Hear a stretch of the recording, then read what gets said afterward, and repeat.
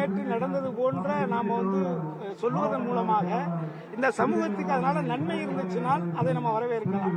ஆனா அது இந்த சமூகத்துக்கு அடுத்த தலைமுறைகளுக்கு தப்பான ஒரு விஷயத்தை கடத்திக்கிட்டு போகுதுனால் அது தேவையற்றதுதான் நான் நினைக்கிறேன். இயக்குனர் மாரி செல்வராஜ் குறித்து செய்தியாளர் எழுப்பிய கேள்விக்கு நடிகர் கருணாஸ் பதிலளித்துள்ளார். ஆப்பநாடு மறவர் சங்கங்கிற போஸ்ட் எல்லா இடத்துலையும் ஒட்டப்படுது. அதே நேரத்தில் மாரி செல்வராஜ் அவருடைய படத்தை பார்த்து அவரையும் புகழ்ந்து அவரோட படம் பேசுது. ஜாதி எதிர்ப்பு தோரணையில் வரும்போது எப்படி பார்க்குறீங்க? புரியல. மாரி செல்வராஜோட படத்தை பார்த்துட்டு இது அடக்குமுறைக்கு பாற்பட்டதுன்ற மாதிரி ஒரு கருத்து சொல்றீங்க. நான் எந்த கருத்துமே சொல்லலையே அந்த படத்தை பற்றி. நான் சினிமாவில் இருக்கேன். நான் சினிமாவை தான் பார்ப்போம்.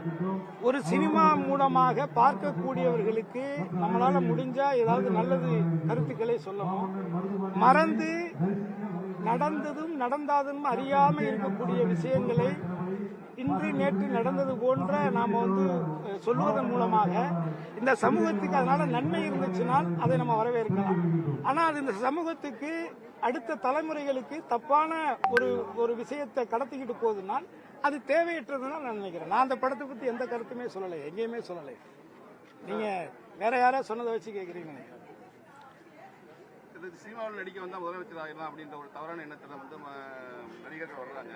அது மிகப்பெரிய தவறான உதாரணம். அந்த மாதிரி மக்கள் அவங்க கையில் லாட்டை கொடுக்கக்கூடாது அப்படின்னு சீமான் சொல்லிருக்காரு. அதை பற்றி நடிக்கிறது அதாவது சினிமாவில் நடிச்சா நடிகர் ஆயிடுவாங்க அப்படின்னா தமிழ்நாட்டில் அது நடந்திருக்கு.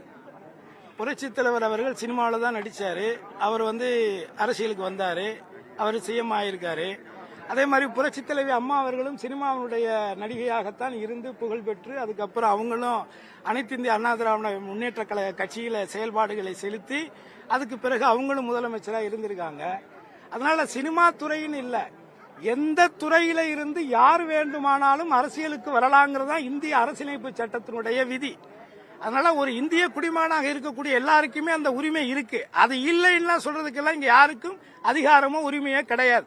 ஆனால் இப்பொழுது வந்திருக்கக்கூடிய விஜய் அவர்களுடைய செயல்பாடுகள் என்ன, அவருடைய அரசியல் செயல்பாடுகள் என்ன, மக்களுடைய பிரச்சனைகளுக்கு அவர் எப்படி அந்த பிரச்சனைகளை கையாளுகிறார்.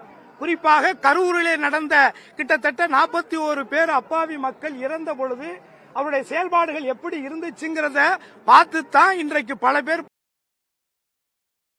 செய்திகளை உள்ளது உள்ளபடி தெரிந்து கொள்ள ரெஃப்ளெக்ட் நியூஸை சப்ஸ்கிரைப் பண்ணுங்க.